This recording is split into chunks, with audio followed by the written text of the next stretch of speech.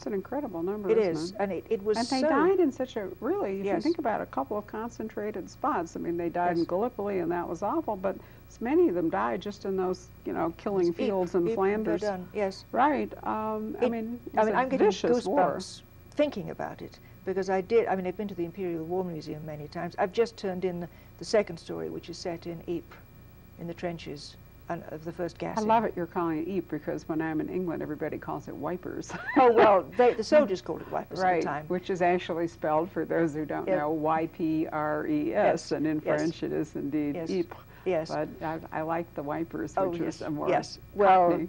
anglicized, yes. But I walked some of the old trenches that are there and saw some of the photographs and went around some of the cemeteries.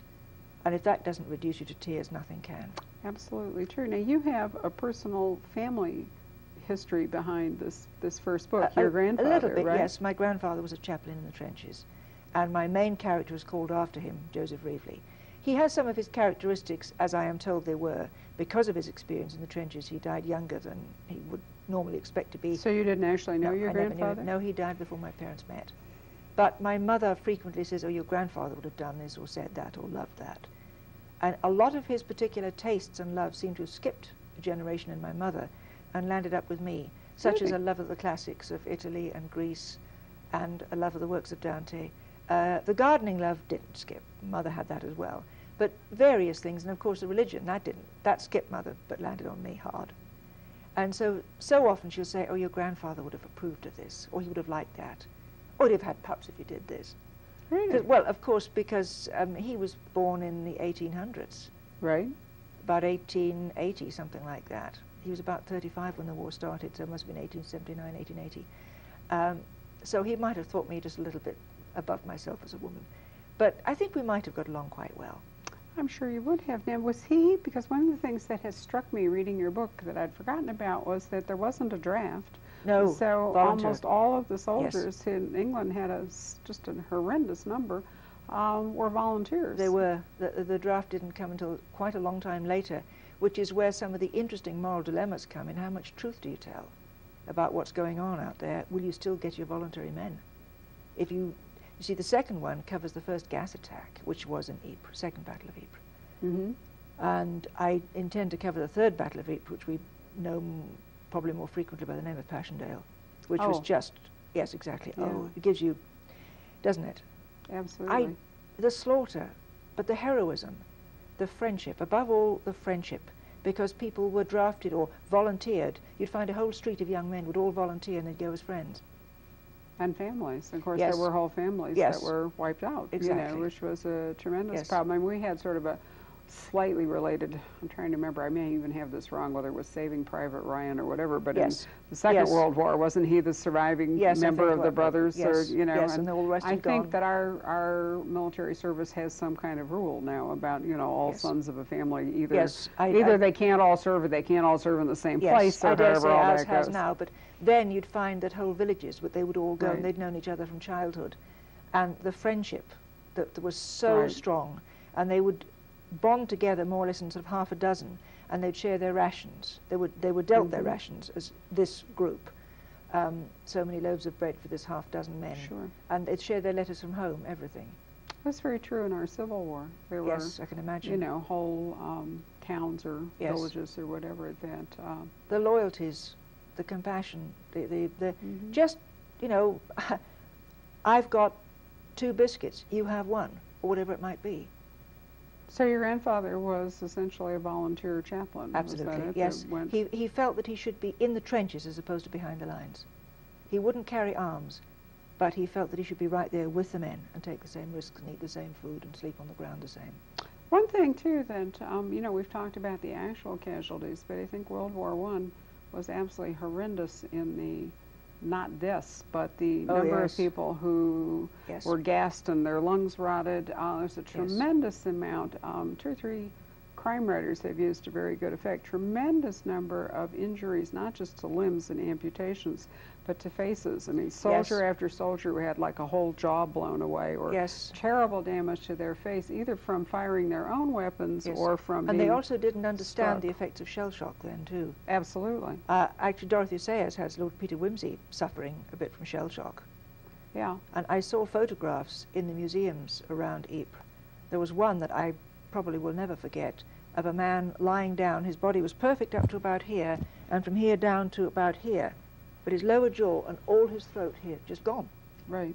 And there were, I gather, huge numbers of and he was injuries alive. like that. But nobody, I mean, that was before plastic surgery. Yes. So you had men left who were, you know, some of them wore masks even, you know, Yes. reduced to wearing some sort of Yes. artificial. There's a book that just published here that's done very well by Jacqueline Winspear called Maisie Dobbs. And I've seen it in many places. part of yes. that has to do with a young man who got that kind Yes. of injury and is, you know, didn't die, Yes. but can't really ever come back to life. So Sort of in a limbo between, really. well, a worse case than William Monk, who lost his memory Yes. but was otherwise functional. These Yes. are men who didn't die, and they're more or less warehoused because nobody quite knows what to do, with how them. to cope. There's no, you know, reconstructive surgery or really Yes. psychological services But available. Doesn't it show how much we judge somebody by the way they look? Mm-hmm. And we do. Mm-hmm. Um, And then there were just lots of men who came home, but as you say, like your grandfather, died young Yes. from attrition. I think the thing that gives me the most cold grooves about World War I is realizing that it was only another 20 years till there was World Yes. War II, and that there were families, villages, whatever, that, you know, And men who fought in both. paid a tremendous price for the First World War, only to think, well, at least, you know, we have the children, Yes. and they've grown only to have lose them. them in the second. Right, and I mean, that 1-2 punch, I think, was just dire. The- You know, the- there's the- no real recovery time when Yes. it's only one generation. Yes, our mutual friend Doris's father fought in both, if I understand correctly. Well, I'm sure there were men Yes. who, as young boys, could have Yes. fought in the First World War, and Yes, as middle-aged and men. come back for the second, yes.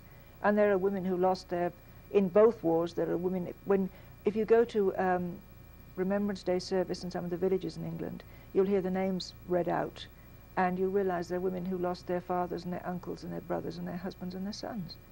I can't even say that without. Right. Well, I know I've certainly read some of the memorials in some of like the colleges Yes. at Oxford or Cambridge, Yes. where you will see family names, so Yes. you know that brothers, Yes. you know, from a family all went and Yes. or lost, you know. And the women just lost everybody. And the courage required to survive and just keep going and do something useful.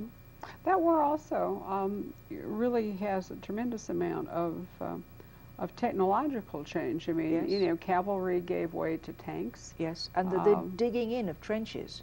The lines hardly moved.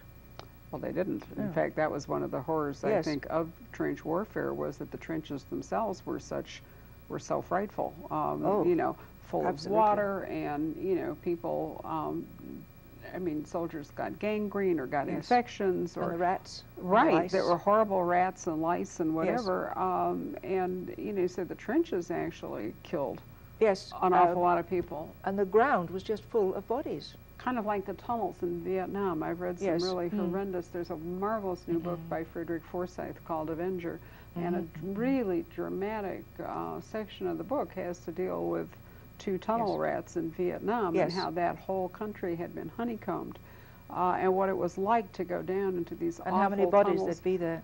Well, yeah, and not only that, but the fact that someone descending, you know, their Yes. extremities were at risk, so that somebody Yes. could, you know, blow off their feet or cut off their, or whatever, Yes. while they were, Yes. you know, just awful stuff. And it reminded me so much of the trenches. Absolutely. First they World say War. you could smell them from miles away. I But- don't, you know, maybe by now it's all turned into mulch, you Yes, know, but by now. but at the time it was, and medical supplies were pretty much at a Yes. premium. You didn't have Yeah. helicopter lifts, and No, you didn't no, have no. You carry them out on your back. right, and you didn't have nearly as many wonder drugs and things No. to fight No. infection. Oh, no, no, not at all. Because they started about the time I was born, Right. which was after that. Was after World Yes, War I. yes, was Me after. too, but Yes. barely. One of the dilemmas that, I mean, I was reading, I think you did a really nice interview with Betty Webb, who from Yes, Tribune nice lady. newspapers here. Nice She's lady. nice. She's also an author in her own right.